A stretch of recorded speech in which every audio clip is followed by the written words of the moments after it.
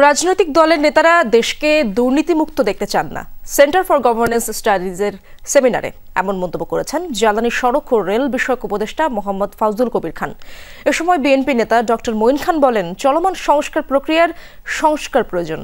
আর সুজন সম্পাদক ডক্টর বদিউল আলম মজুমদার বলেন, রাজনীতি ও নির্বাচনের ক্ষেত্রে দুর্নীতি দূর করতে না পারলে গণতান্ত্রিক প্রক্রিয়া পুনর্গঠন হবে না।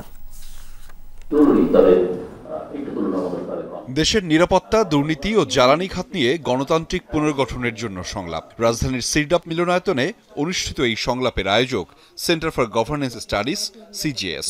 ব্যবহার করার ক্ষেত্রে তার জন্য কতটা প্রতিবন্ধকতা তৈরি করতে পারছে। সরকার পরিবর্তন হলেও এখনো দুর্নীতির মাত্রা কমেনি বলে মনে করেন বক্তারা। আলোচনায় উঠে আসে হাসিনা সরকারের আমলে জ্বালানি খাতে মাত্রাহীন দুর্নীতির কথা। যদি ওই হুদা রকিব মার্কা নির্বাচনের মাধ্যমে কেউ আবারও ক্ষমতায় আসে, তাহলে সেম কন্ডিশন, সেম অবস্থা কিন্তু আবারও তৈরি হবে। নির্বাহী ক্ষমতা অনেকেরই আছে, কিন্তু অসীম নির্বাহী ক্ষমতা নাই। এখন তো মেইন নিরাপত্তা হচ্ছে রোহিঙ্গা, এবং সেখানকার যারা বিদ্রোহী আছে তারা আমাদের বর্ডার ক্রস করে সব পার্বত্য অঞ্চলে ঢুকে গেছে। বাংলাদেশের একটা নতুন জাতীয় নিরাপত্তা অবকাঠামো প্রয়োজন। জাতীয় নিরাপত্তার জন্য পূর্ব শর্ত হচ্ছে জাতীয় ইউনিটি।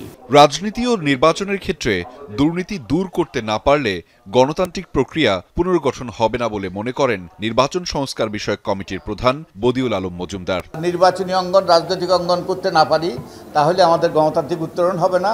চলমান সংস্কার প্রক্রিয়ার সংস্কার প্রয়োজন বলে মনে করেন বিএনপি নেতা ডক্টর মঈন খান। বলেন, রাষ্ট্রের আগে সাধারণ মানুষের নিরাপত্তা নিশ্চিত করতে হবে। প্রথাগত ধারণা ও বদ্ধ চিন্তা নিয়ে রাজনীতি করলে 5 আগস্টের মতো পরিণতি আবারও ঘটতে পারে। ডাইভার্সিটিকে যদি আমরা স্থান না দিই আমাদের সমাজ ব্যবস্থায় এবং রাজনৈতিক ব্যবস্থায়, তাহলে কিন্তু আমি বিশ্বাস করি না যে গণতান্ত্রিক প্রক্রিয়া কাজ করবে।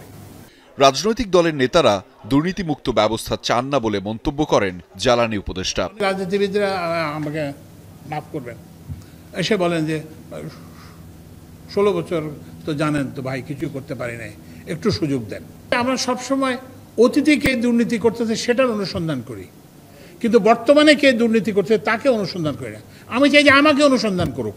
জনগণের ভোটে নির্বাচিত হয়ে আগামীতে যে দলই ক্ষমতায় আসুক, তারা দুর্নীতি ও জাতীয় নিরাপত্তা নিয়ে কার্যকর ব্যবস্থা নেবে বলে প্রত্যাশা বক্তাদের।